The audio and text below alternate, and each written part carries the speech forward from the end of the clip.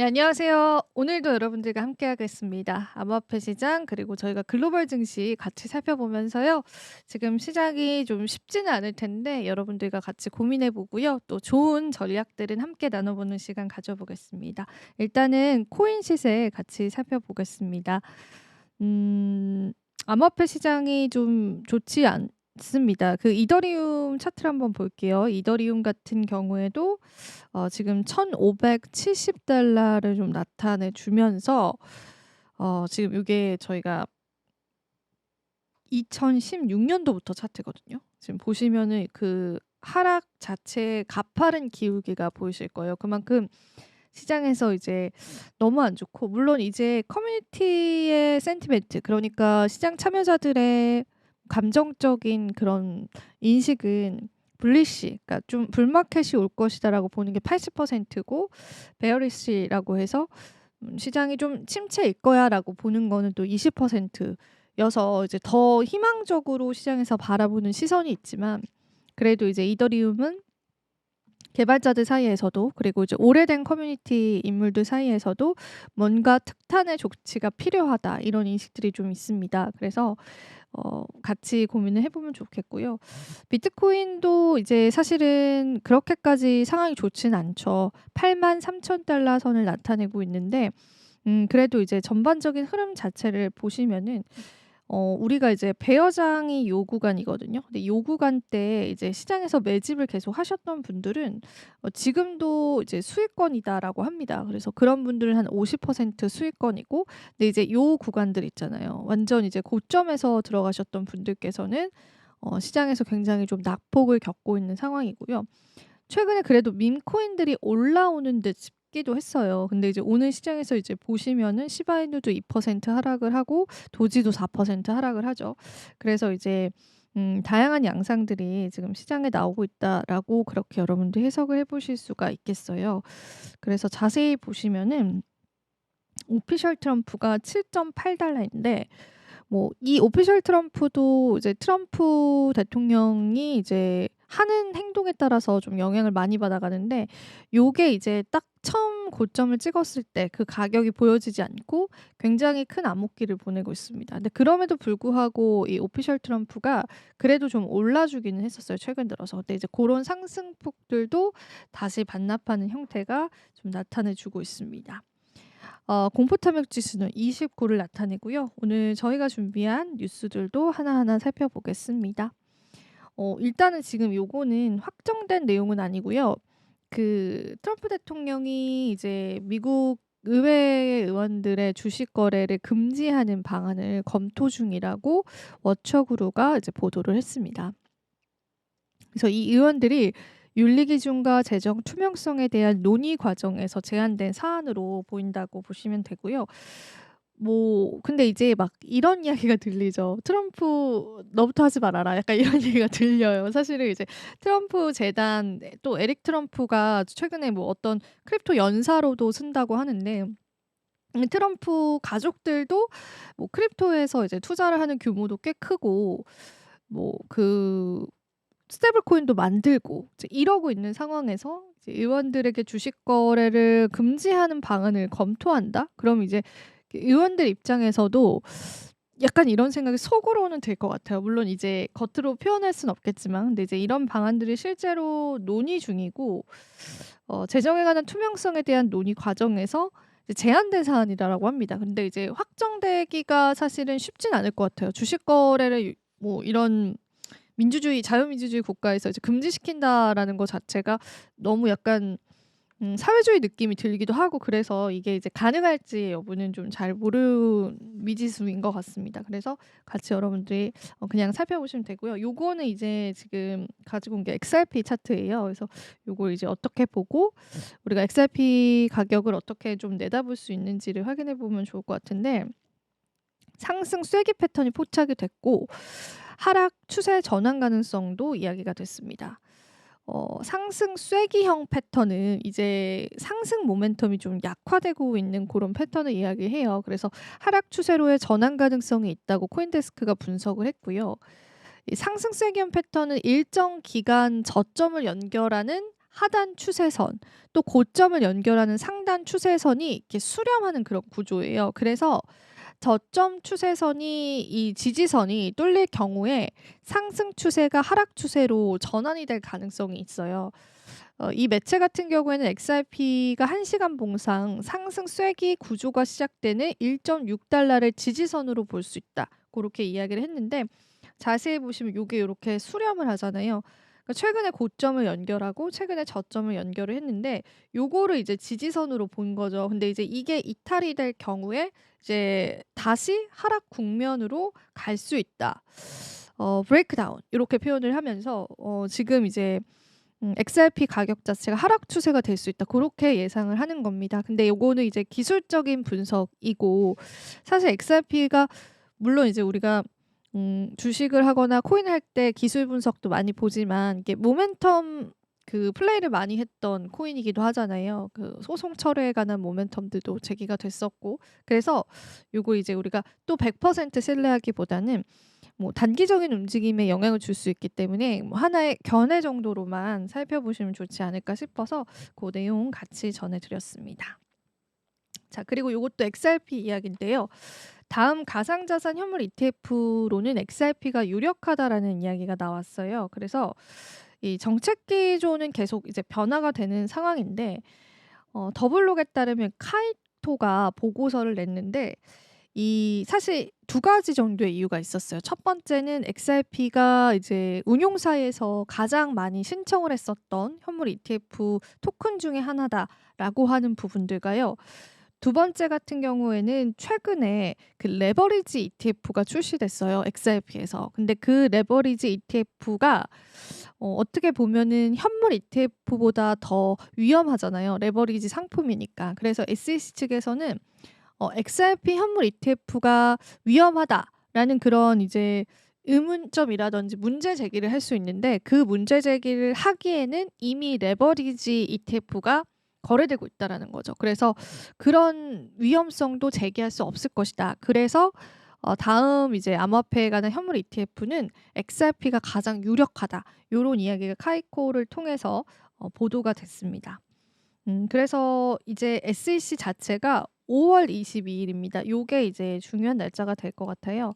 요 5월 22일에 지금까지 이제 신청을 했었던 그 XRP 현물 ETF 신청서에 관한 답변을 줘야 되는 날이에요. 그래서 이때 뭐 사실 연기 가능성이 있기도 하고 지금 한 번 반려를 했었죠. 그래서 이제 연기 가능성이 있긴 한데 이제 그래도 이 5월 22일이라는 숫자에 결판이 나게 된다면 알트코인 쪽으로의 수급을 우리가 조금은 기대해 볼 수 있지 않을까 그런 생각이 좀 들고 사실 제가 지난 약세장을 또 견뎌왔었잖아요. 근데 지금의 코인 시장을 보면은 비트코인을 제외하고는 알트코인들은 그 지난 약세장과 크게 별반 다를 게 없다라는 느낌이 들거든요. 물론 XRP와 이제 몇몇 코인들은 제외입니다. 그러니까 이더리움을 예를 들자면 그래서 뭐 답답한 그런 시장들이 연출되는 건 맞는 것 같아요. 하지만 그래도 뭐 시장에 나올 수 있는 호재들은 챙겨보면서 멘탈을 좀 잡는 게 중요할 것 같아서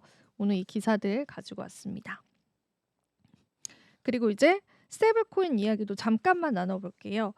그 스테이블 코인 같은 경우가 이제 업체 경쟁이 좀 치열해질 것으로 좀 보여지는데 왜 그러냐면은 그 유럽 쪽에서 미카라고 하는 이제 암호화폐에 관한 통합적인 어떤 규제를 발표를 했고 시행을 하고 있어요. 그러니까 유럽은 이제 유럽 연합이 되게 강하잖아요. 그래서 왜 관세 협상도 유럽 연합 측에서 나가기도 하고 그래서 그 이제 유럽 연합이 미카를 구축을 했고 그다음에 이제 미국 역시도 그 지금 스테이블 코인에 관한 법안을 좀 완성시켜서 상반기에 확정을 지으려고 하는 상황이 있고 근데 또 이제 미카가 시행이 되면서 그 스테이블 코인의 가장 큰 점유율을 차지하고 있는 그런 기업은 테더라는 회사인데 요 테더가 퇴출될 가능성이 있으면서 그럼 그 빈자리를 어떤 스테이블 코인이 채울 수 있을 것인가 요런 이제 경쟁도 치열해질 수 있고 또 지금 트럼프 재단 본인의 재단 자체가 스테이블 코인을 발행하고 있는 상황이다 보니까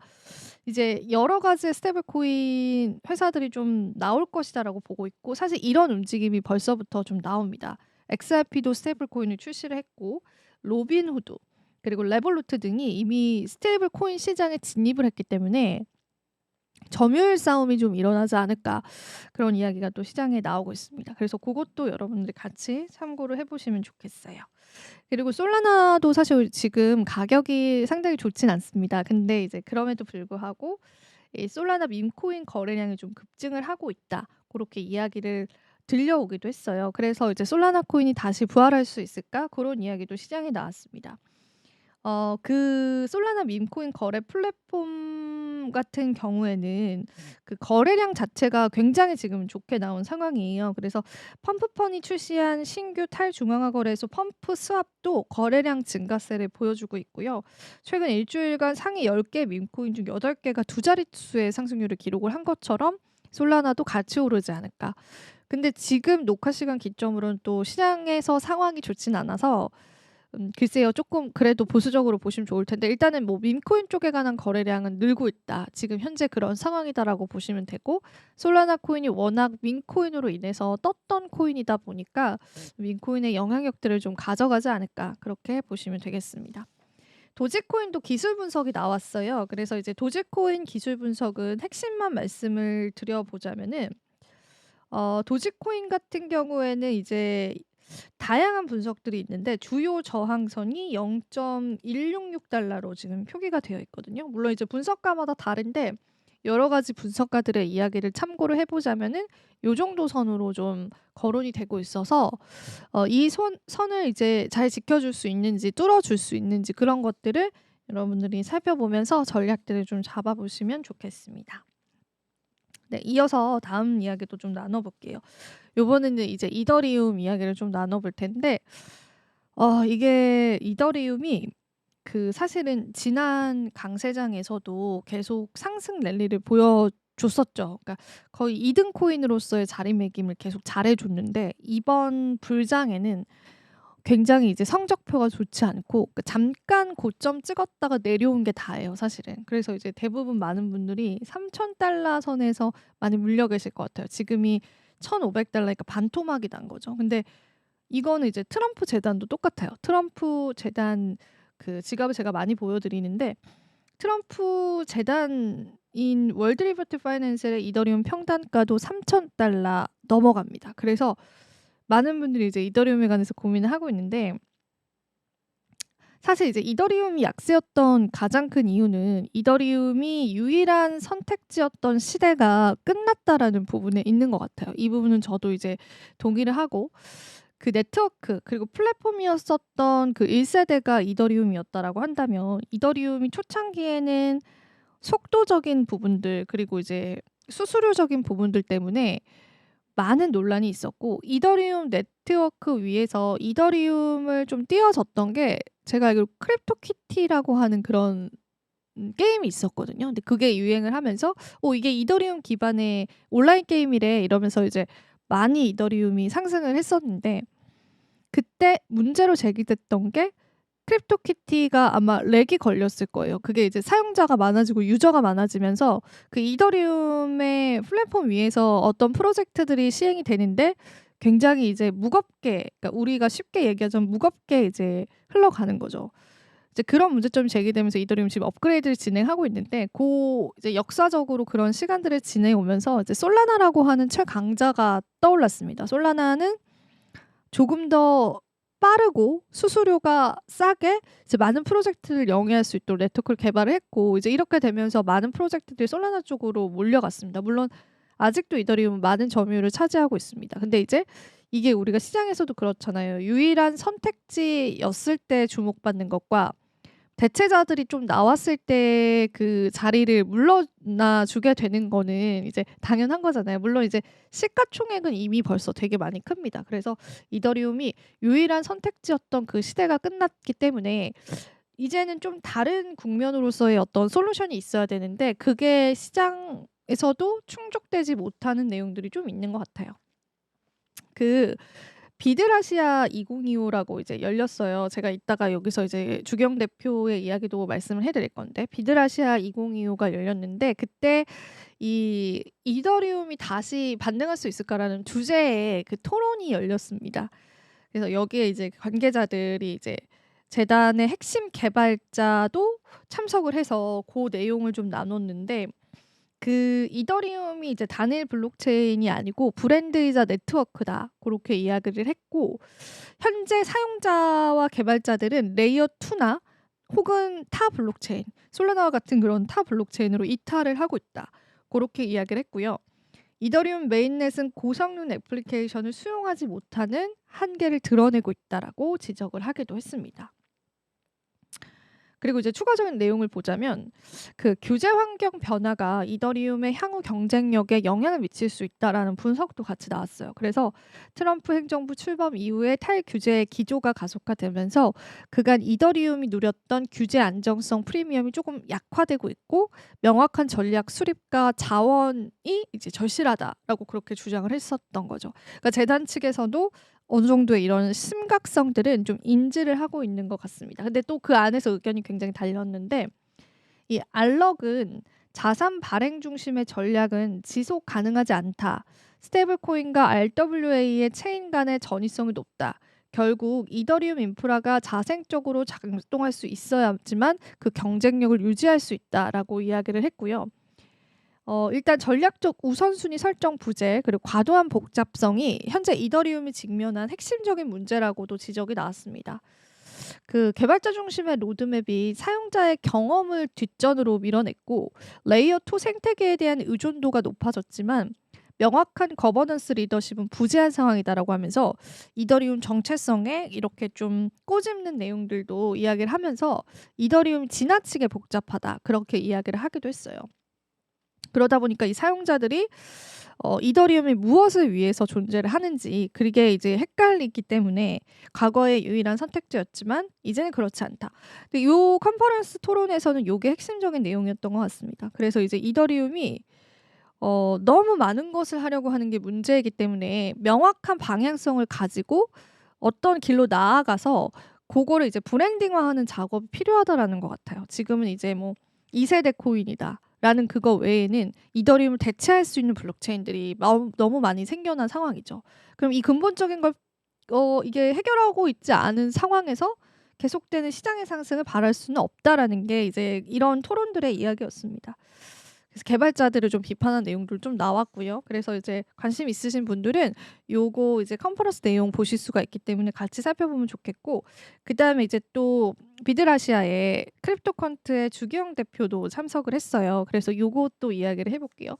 이 크립토컨트는 온체인 데이터 회사입니다. 우리가 이제 크립토 시장 이야기할 때 온체인 데이터 분석합니다. 이렇게 많이 이야기를 했는데 그거는 이제 어떤 거냐면 암호화폐 시장은 지갑과 지갑 간의 이동을 우리가 알 수 있잖아요. 블록체인 상에서 예를 들면 이제 비트코인의 그 데이터를 열어보시면요. 그 비트코인이 채굴자로 인해서 채굴된 이후에 얼만큼의 지갑 이동을 겪었고 어느 지갑 주소로 몇 퍼센트가 갔고 어느 지갑 주소로 언제 몇 퍼센트 갔고 이런 데이터 기록이 다 들어있어요.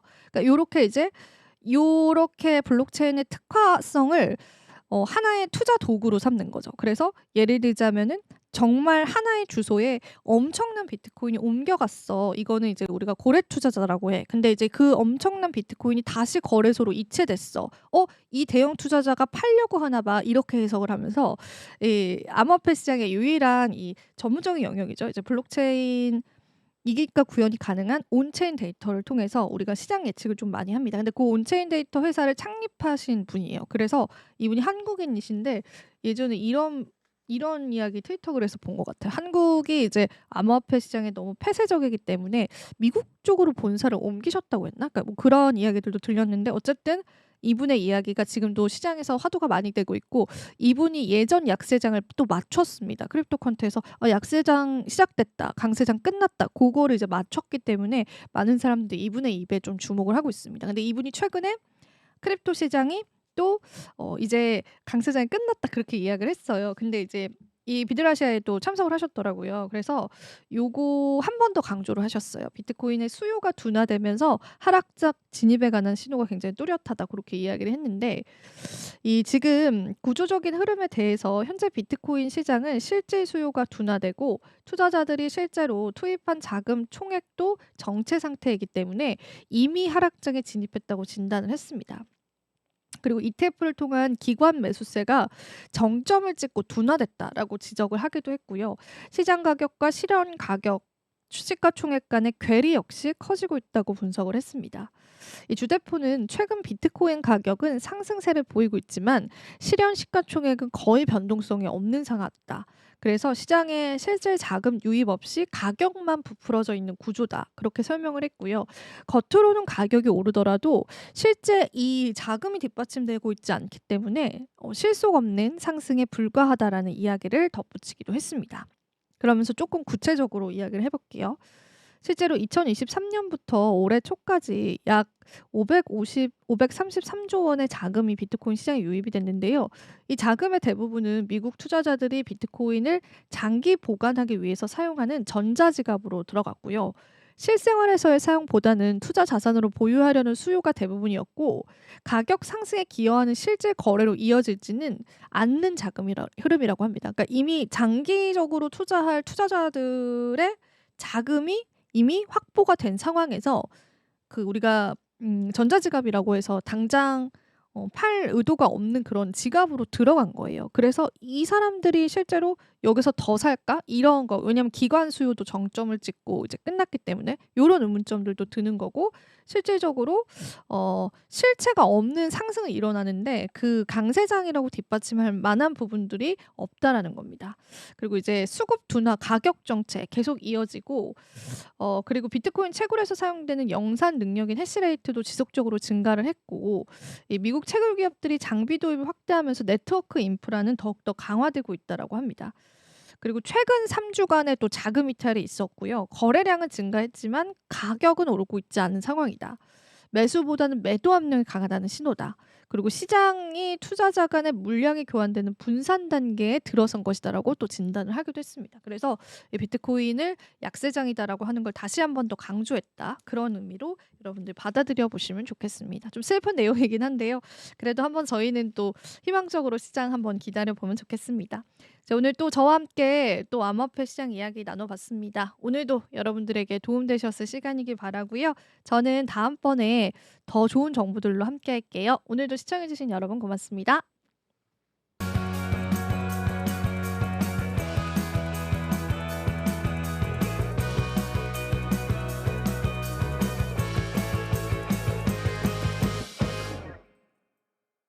시청자 여러분 안녕하십니까? 국내외 주요 소식 전해드리는 모두의 증시 고유림입니다. 첫 번째 뉴스입니다. 한화 에어로스페이스가 각국의 방산 자국화 흐름을 위기가 아닌 기회로 전환하며 글로벌 시장 확대 전략에 속도를 내고 있다는 분석이 나왔습니다. 교보증권은 투자 의견 매수를 유지하며 목표 주가는 기존 80만 원에서 100만 원으로 대폭 상향했습니다. 14일 교보증권 윤유동 연구원은 리포트를 통해 한화 에어로스페이스가 최근 정정증권 신고서를 통해 유상증자 규모를 기존 3조 6천억 원에서 2조 3천억 원으로 축소한 점을 주목했습니다. 축소된 1조 3천억 원은 계열사인 한화에너지 등이 할인 없이 제3자 배정으로 유상증자에 참여하는 방안이 유력하게 검토되고 있습니다. 한화 에어로스페이스는 이 유증 자금과 더불어 영업 현금 흐름, 회사채 차입 등으로 7조 5천억 원을 조달하고 2028년까지 총 11조 원 규모의 대규모 투자 계획을 세운 상태입니다. 이 중 약 7조 원은 2026년까지 사용될 예정입니다. 특히 윤 연구원은 해외 지상방산 분야에만 약 6조 원의 투자가 예정되고 있다며 각국의 방산 자국화 정책이 강화되는 가운데 한화 에어로스페이스는 이를 현지 거점 확보 및 R&D 투자 기회로 삼고 있다고 평가했습니다. 이와 함께 하나오션의 실적이 올해 1분기부터 연결 기준에 반영되며 한화 에어로스페이스의 실적 전망도 한층 상향 조정됐습니다. 교보증권은 한화 에어로스페이스의 올해 1분기 매출액을 5조 2,511억 원, 영업이익을 5,147억 원으로 추정했습니다. 지상 방산 부문에선 폴란드로 수출된 K9 자주포 8문, 천무 18문이 실적에 반영된 것으로 보입니다.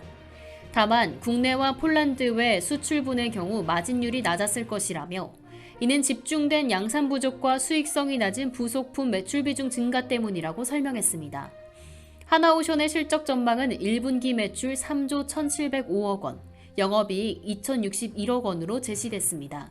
이번 리포트는 하나 에어로스페이스가 단순한 방산 수출 기업을 넘어 글로벌 방산 산업 내 지정학적 자립화 트렌드에 전략적으로 대응하고 있다는 점에 높은 평가를 내린 셈입니다. 글로벌 방산 기업으로의 도약이 본격화되는 하나 에어로스페이스의 행보에 이목이 집중되고 있습니다.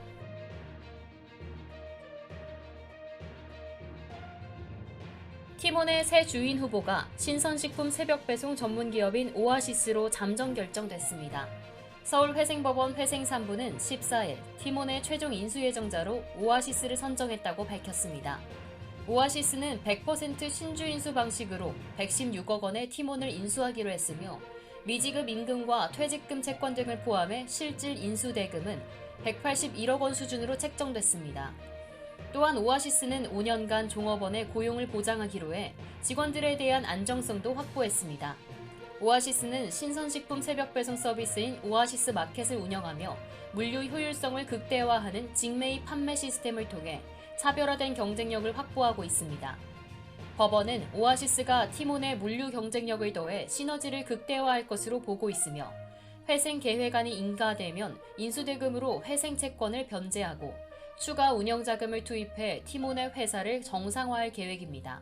법원은 다음 달 15일까지 회생 계획안을 제출받고 6월에는 관계인 집회를 열어 오아시스를 티몬의 최종 주인으로 결정할 예정입니다. 티몬은 지난해 대규모 환불 사태와 거래처 이탈 등으로 재정 상황이 악화되었으며 위메프와 함께 법원에 기업 회생을 신청한 바 있습니다. 티몬의 청산 배당률은 0.44%로 회생 계획안이 인가되면 일반 회생 채권자의 변제율은 약 0.8% 내외가 될 것으로 예상됩니다. 회생 계획안이 가결되기 위해서는 회생 담보권자 75% 이상과 회생 채권자 66% 이상의 동의가 필요합니다. 이번 결정은 오아시스가 티몬의 사업을 재정비하고 정상화하는 데 중요한 역할을 할 것으로 예상되며 티몬의 성장 가능성에 새로운 전환점을 가져올 것으로 보입니다.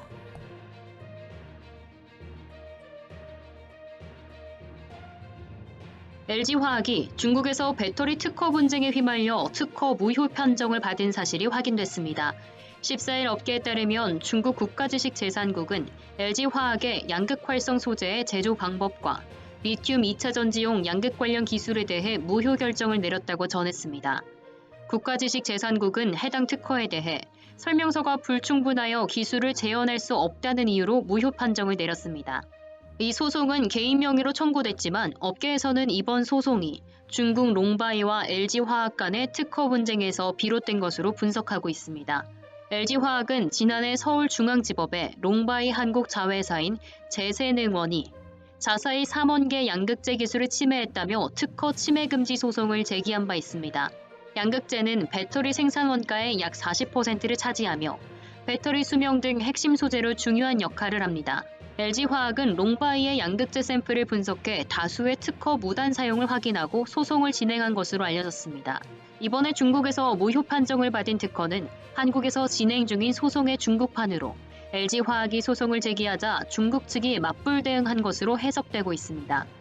중국 당국이 해당 특허를 무효로 판단한 만큼 롱바이 측이 국내 소송에서 이를 근거로 활용할 가능성도 제기되고 있습니다.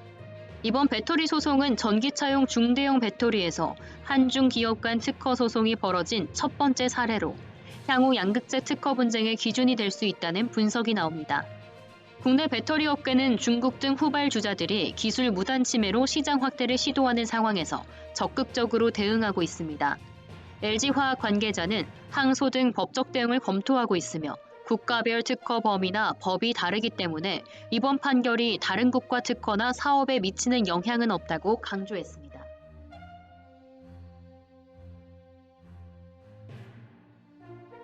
국내 제약바이오 기업들이 세계 3대 암학회인 미국 암연구학회에 참가해 초기 개발 단계의 신약 연구 결과를 공개하며 글로벌 기업과의 협업을 모색하고 있습니다. 오는 25일부터 30일까지 미국 시카고에서 열리는 AACR 2025에 리가켄바이오, 파로스 아이바이오, ABL 바이오, 온코닉 테라퓨틱스 등 다수의 국내 제약바이오 기업들이 참여하며 전임상 또는 초기 임상 단계의 신약 후보 물질 데이터를 처음 공개할 예정입니다. 업계에서는 차세대 면역 항암제인 LCB39 등 5개 물질의 전임상 결과를 발표하는 리가켄바이오에 주목하고 있습니다. LCB39는 면역세포를 활성화하는 단백질 스팅에 작용해 면역 반응을 유도하며 기존 스팅 작용제들의 부작용을 개선한 것으로 평가받고 있습니다. 특히 LCB39와 항체 약물 접합체, 면역 항암제 등을 함께 투여해 치료 효과를 높인 데이터도 공개될 예정이라 관심을 끌고 있습니다. 파로스 아이바이오는 PHI-501 전임상 데이터를 공개할 예정입니다. PHI-501은 AI를 통해 발굴한 항암제로 여러 종류의 KRAS 변이 폐암세포에서 기존 BRAF 억제제보다 우월한 항암 효능을 나타냈다고 밝혔습니다. 이 데이터는 FDA 승인을 받은 치료제 소토라십에 반응하지 않는 폐암에서도 효능이 확인된 것으로 임상일상 임상시험 계획 신청도 마친 상태입니다. ABL 바이오는 유한양행과 함께 이중항체 항암제인 YH32364의 비임상 데이터를 발표합니다. YH32364는 EGFR과 4.1BB를 동시에 표적하는 이중항체로 종양 미세 환경에서만 면역세포인 T세포를 활성화시켜 부작용은 줄이고 항암 효능을 강화했다고 회사 측은 설명합니다. 온코닉 테라퓨틱스는 차세대 이중저의 표적 항암제인 네수파립의 위암 관련 전임상 연구 결과를 발표할 예정입니다. 또한 한미약품은 HM101207 등 7개 물질의 연구 성과를, 대웅제약은 DWP216 등 3개 물질의 연구 성과를 공개합니다. 이번 AACR 2025는 국내 제약바이오 기업들이 글로벌 제약사들과 협업 기회를 모색하고 신약 후보 물질에 대한 관심을 끌기 위한 중요한 행사로 향후 국내 제약바이오 산업의 성장 가능성을 보여주는 중요한 장이 될 걸로 보입니다.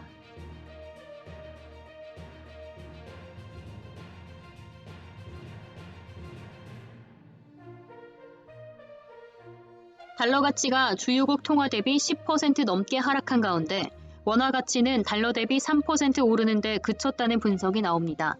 달러 가치가 3년 만에 가장 낮은 수준으로 떨어졌으나 원달러 환율은 여전히 1,400원대를 유지하고 있어 원화가 여전히 저평가되고 있다는 평가입니다. 14일 원달러 환율의 주간 거래 종가는 전거래일 대비 25.8원 내린 1,424.1원을 기록했습니다. 이는 지난해 12월 6일 이후 가장 낮은 수치로 원달러 환율 하락은 최근 셀 아메리카에 따른 달러화의 약세가 주요 원인으로 분석되고 있습니다. 도널드 트럼프 대통령의 무리한 관세 정책이 미국 경기 침체 우려를 키우고 달러 표시 자산에 대한 신뢰를 떨어뜨리면서 달러의 하락 압력으로 작용한 것입니다. 달러 인덱스는 지난해 10월 100대에서 상승하기 시작했으나 트럼프 트레이드 여파와 경기 침체 우려 등을 동반하며 올해 1월에는 110.164까지 급등했습니다. 그러나 11일에는 약 3년 만에 최저 수준인 99.005로 떨어졌고 전날 주간거래 마감 시에는 99.404를 기록했습니다. 이는 1월 13일에 109.870에서 10.53% 평가 절하된 수치입니다. 그럼에도 불구하고 원화는 달러 인덱스 하락분만큼 오르지 못했습니다. 원달러 환율은 1월 13일 1,470.8원에서 전날 1,424.1원까지 하락했으며 달러 가치가 10% 이상 내렸음에도 불구하고 원화 가치는 3.28%만 오르며 원화 저평가 흐름이 지속되고 있다는 분석이 제기되고 있습니다. 유로화와 일본 엔화는 달러 대비 10% 이상 절상되었고 중국의 위안화는 0.65% 상승했습니다. 하지만 원화는 여전히 달러 대비 5% 이상 저평가된 상태로 미중 무역 갈등과 같은 외부 요인들이 원화 약세를 지속시키고 있다는 해석이 나옵니다. 향후 기준금리 결정을 앞두고 있는 한국은행 금융통화위원회는 경기 침체와 환율 변동성을 고려해 외환시장 안정도 함께 고려해야 하는 상황에 직면했습니다. 기준금리 인하와 환율 안정 사이에서 고민이 깊어질 것으로 보입니다.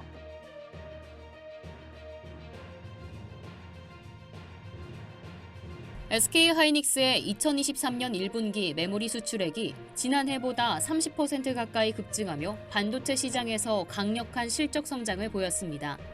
이는 도널드 트럼프 정부의 관세 전쟁에도 불구하고 AI 시장의 확장으로 고대역폭 메모리에 대한 수요가 급증하며 이루어진 성과로 분석됩니다. 15일 관세청에 따르면 SK하이닉스의 메모리 수출액은 57억 9,800만 달러로 지난해 1분기 수출액인 45억 6천만 달러보다 27% 증가했습니다. 특히 SK하이닉스는 1분기 동안 HBM 수출 확대로 외형과 수익에서 큰 폭의 성장을 이룬 것으로 보입니다.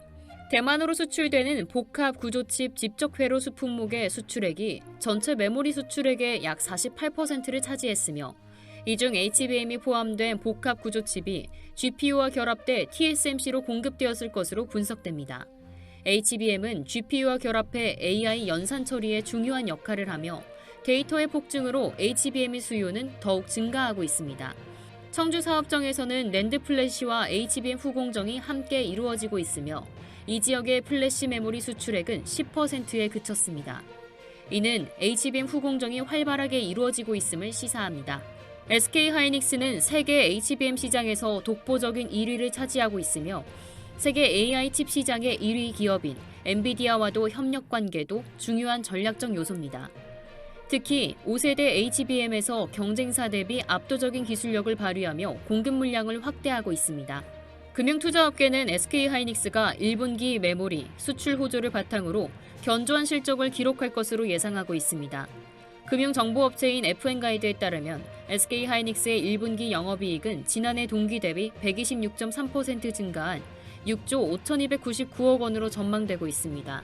또한 3분기에는 역대 최대 영업이익인 9조 3,154억 원을 기록할 것으로 예상되고 있습니다. 현재까지 SK하이닉스의 분기 최대 영업이익은 작년 4분기에 8조 828억 원입니다. 이와 함께 SK하이닉스는 트럼프 전 대통령이 반도체의 관세 부과를 위협했던 시점에도 HBM을 필두로 한 반도체 공급망 협력 강화에 나섰습니다. 최태원 SK그룹 회장은 지난 10일 광노정 SK하이닉스 사장과 함께 대만을 방문하여 TSMC 고위 관계자들과 HBM 공급 협력 등을 논의한 것으로 전해졌습니다.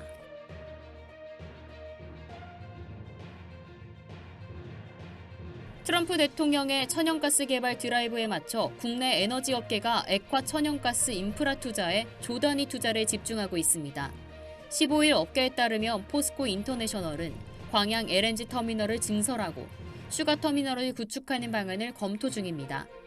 포스코 인터내셔널은 현재 9,300억 원을 투입해 광양 2터미널에 LNG 탱크 7호기와 8호기를 증설하고 있으며 2024년 내 완공을 목표로 하고 있습니다.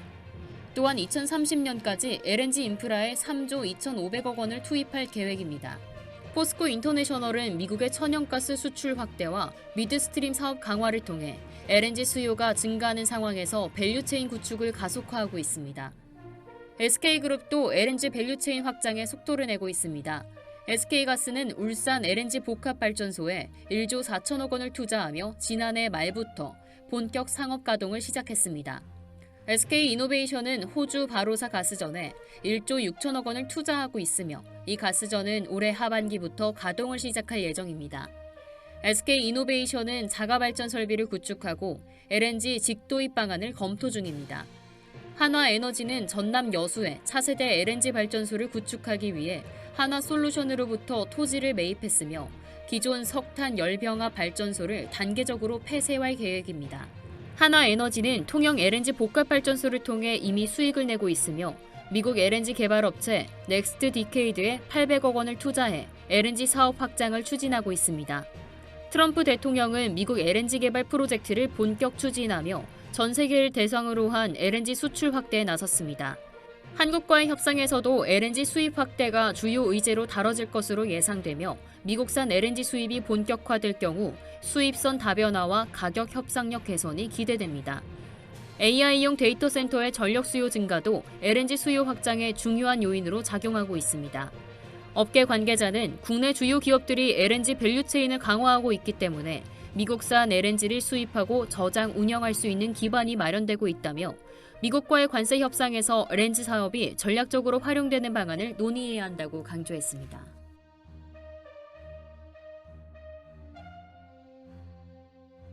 트럼프 2기 행정부의 25% 철강 관세에 대응해 미국 전기로 제철소 건설을 추진 중인 현대제철이 자회사인 현대 IFC 매각을 검토하고 있는 것으로 전해졌습니다. 이번 매각 검토는 미국 제철소 건설을 위한 투자 재원 마련의 일환으로 분석되고 있습니다. 15일 철강업계에 따르면 동국제강이 현대 IFC의 인수 후보로 유력하게 거론되고 있습니다. 동국제강 관계자는 철강 사업 경쟁력 강화를 위해 현대 IFC 인수를 다각도로 검토 중이나 아직 확정된 사항은 없다고 밝혔습니다. 현대제철은 2020년 단조 사업 부문을 물적 분할해 현대 IFC를 설립했습니다. 당시 현대 IFC는 자본금 50억 원, 자산 5,218억 원, 부채 2,478억 원 규모로 출범했으며 주로 조선용 단조 제품, 단강, 자동차, 에너지, 항공, 방산 등 다양한 분야의 프리미엄 고부가가치 제품을 공급해왔습니다. 2023년 말 기준으로 현대 IFC의 매출은 5,365억 원에 달했으며 종업원 수는 510명 규모입니다. 업계에서는 현대 IFC가 동국제강에 매각될 경우 현대제철이 매각 대금을 미국 제철소 건설 재원으로 활용할 가능성이 크다고 보고 있습니다. 현대제철은 미국 루이지애나주에 58억 달러 규모의 자동차 강판 특화, 전기로 제철소를 건설 중입니다. 이 제철소는 미국 내 수입 철강에 대한 25% 철강 관세를 피하기 위한 전략적 투자로 현대제철은 자기 재본 50%, 외부 50%로 자금을 조달할 계획입니다. 현재 현대제철은 미국 제철소 건설에 필요한 대규모 투자를 위해 자회사 매각을 포함한 다양한 재원 마련 방안을 검토하고 있는 상황입니다. 현대제철 관계자는 경쟁력 강화를 위한 다각적인 방안을 검토 중이나 아직 구체적인 사항은 결정되지 않았다고 말했습니다.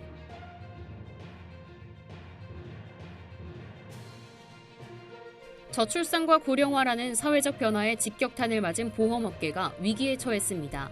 저금리 장기화로 인해 신규 계약이 늘지 않고 있으며 자본 비율도 위태로운 상황에 직면했습니다. 금융당국이 도입을 준비 중인 기본자본 지급 여력 비율이 50%를 밑도는 업체들도 있어 업계의 상황은 점점 악화되고 있습니다. 15일 오전 11시 서울 광화문 정부서울청사 앞에서는 동양생명과 ABL생명보험의 노동조합이 시위를 벌였습니다. 두 회사의 노조는 중국 다자그룹과 우리금융지주에 대해 직원들의 고용보장과 합당한 보상 방안을 즉시 제시하라며 목소리를 높였습니다. 이들은 우리금융의 인수에 따른 보상으로 기본급 1,200%에 해당하는 위로금을 요구하고 있습니다. 두 회사는 우리금융의 인수 작업이 금융당국의 승인 지연으로 어려움을 겪고 있으며 고용보장과 위로금 문제로 인수 작업이 더욱 복잡해지고 있다고 주장하고 있습니다.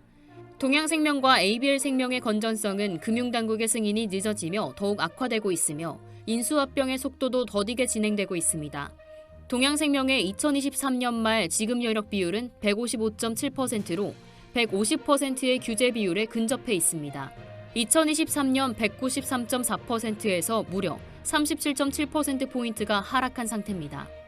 자본 확충이 절실한 상황에 처한 동양생명은 주식 매매 계약 체결 후 8개월이 지났지만 금융감독원의 정기검사가 인수작업에 발목을 잡고 있습니다. 우리금융은 경영실태평가 3등급을 받아 사실상 자회사 편입 승인을 받기 어려운 상황에 처했습니다. ABL생명도 상황이 다르지 않습니다. ABL생명의 지난해 말 지급 여력 비율은 153.68%로 당국의 규제 비율인 150%에 근접해 있습니다. 1년 새 32.28%포인트가 하락했으며 단체 보유 계약 역시 급감하고 있습니다. 2022년 114만 861건이었던 단체 보유 계약은 2023년 56만 1,820건, 2024년에는 1,045건으로 급락했습니다. 시장에서는 두 보험사가 재투자와 영업막 재구축을 위한 노력이 절실하다고 분석하고 있습니다. 그러나 노조의 강한 요구가 M&A 진행을 어렵게 하고 있습니다. 특히 중국 다자그룹은 사실상 매각 차익이 없는 상황에서 직원들에게 위로금을 지급해야 되는 부담감이 커지고 있습니다. A은행이 인수에 관심을 보였지만 현재는 보유계약 강제 이전이 우선 추진되고 있습니다. 금융당국과 노조의 적극적인 협조가 필요하며 시간을 더 끌면 회사의 앞날을 장담하기 어렵다는 지적도 제기되고 있습니다.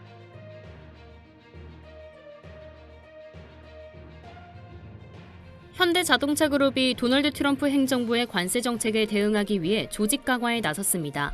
현대차는 CEO 직속 태스크포스 팀을 신설하고 미국의 대관 업무를 총괄하는 자리에는 공화당 출신의 전직 연방 하원 의원을 영입해 미국 정계와 접점을 확대할 방침입니다. 15일 완성차 업계에 따르면 현대차는 호세 무뇨스 현대차 사장실 산하에 미국 관세 대응 전략 TFT를 신설하는 조직 개편을 단행했다고 밝혔습니다. 이 조직의 수장에는 현대차에서 최고 재무 책임자와 최고 전략 책임자를 겸직하고 있는 이승조 부사장이 임명됐습니다. 신설된 미국 관세 대응 전략 TFT는 트럼프 대통령이 이끄는 미국의 관세 정책과 관련된 현대차 그룹의 전략을 총괄하며 현재 복잡해진 경영 환경을 풀어내는 역할을 하게 됩니다. 특히 상호 관세와 품목 관세 등 미국의 관세 정책이 예측하기 어려운 상황으로 변하며 현대차 그룹은 이를 보다 체계적으로 대응하기 위해 추가적인 조직을 만들기로 결정했습니다. 기존의 성 김 사장과 김일번 부사장이 중심이 되어 미국의 대관 및 대외 정책을 담당해 왔으나 변화하는 정책에 맞춰 보다 효과적인 대응이 필요하다는 판단에서 TFT 조직이 신설됐습니다. 현대차 그룹은 TFT를 통해 미국의 관세 정책을 분석하고 미래 정책 방향성을 제시하며 시나리오별 대응 계획을 수립할 예정입니다. 특히 글로벌 생산 거점을 활용해 공급망 최적화 전략을 마련하는 데 중점을 두고 있습니다. 업계에서는 이승조 부사장이 재무통으로 잘 알려져 있는 만큼 비용 절감과 예산 효율화에 대한 구체적인 전략이 나올 것으로 기대하고 있습니다. 현대차는 미국 시장에서 지난해 기준 171만 대를 판매하며 최대 시장으로 자리매김했지만 미국의 25% 수입차 관세 부과로 인해 관세 부담이 급증하고 있습니다. 관세 비용이 현지 소비자에게 전가되면 미국 판매량에 악영향을 미칠 수 있으며 비용을 내부에서 떠안게 되면 현지 판매가 더욱 어려워질 수 있습니다. 한편 이날 현대차는 해외 대관 조직 산하의 워싱턴 소장에 드루 퍼거슨 전 미국 하원 의원을 임명했습니다. 드루 퍼거슨 조지아주에서 4선 의원으로 지낸 인물로 향후 미국 정부 및 의회와 현대차 그룹 사이의 소통을 총괄하며 자동차 산업뿐만 아니라 로보틱스와 도심 항공교통 등 미래 산업 분야에서도 협력 기반을 마련하는 중요한 역할을 맡을 것으로 전망됩니다.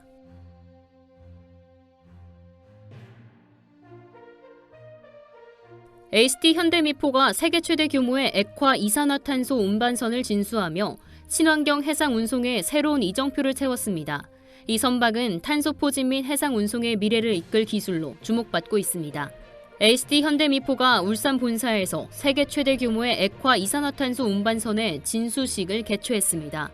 이 선박은 ST 현대가 그리스의 캐피탈 클린에너지 캐리어사로부터 수주한 액화 이산화탄소 운반선 4척 중 첫 번째 선박으로 길이 159.9m, 너비 27.4m, 높이 17.8m의 거대한 규모를 자랑합니다. 특히 이 선박은 영하 55도의 저온 환경을 유지할 수 있는 바이로브형 저장 탱크 3기를 탑재하고 있어 액화 이산화탄소뿐만 아니라 액화 석유가스, 암모니아 등 다양한 액화가스를 안정적으로 운반할 수 있는 다목적 운반선입니다. 또한 이 선박은 육상 전원 공급 장치와 질소 산화물 저감 장치를 탑재해 친환경성을 강화했으며 내빙 설계 기술을 적용해 극한의 항해 조건에서도 안정적인 항해가 가능하도록 설계됐습니다. 진수식 후 이 선박은 캐피탈 가스시 매니지먼트의 감리하에 마무리 의장 작업 및 시운전을 거쳐 올해 말에 인도될 예정입니다. ST 현대 관계자는 이번 세계 최대 규모의 액화 이산화탄소 운반선 개발을 통해 조선 해양 분야의 미래 경쟁력을 한층 강화할 수 있는 기반을 마련했다고 전했습니다. 한편 글로벌 조선 해운 시황 분석 기관인 클락슨 리서치에 따르면 2050년까지 연간 6기가톤 이상의 탄소를 포집 저장해야 하며 이 중 20%를 해상으로 운송해야 한다는 전망이 나오고 있습니다. 이에 따라 향후 2,500척 이상의 액화 이산화탄소 운반선이 필요할 것으로 보입니다. ST 현대는 이러한 시장 수요에 대응하기 위해 액화 이산화탄소 운반선 시장을 선점하기 위한 연구개발에 박차를 가하고 있으며 지난해에는 울산 본사에 선박 탄소 중립 R&D 실증 설비를 구축하고 저장 탱크용 용접재료 개발에도 힘쓰고 있습니다.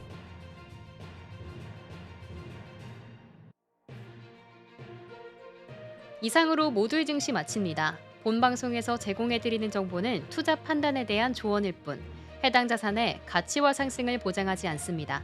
시청해주신 여러분 고맙습니다.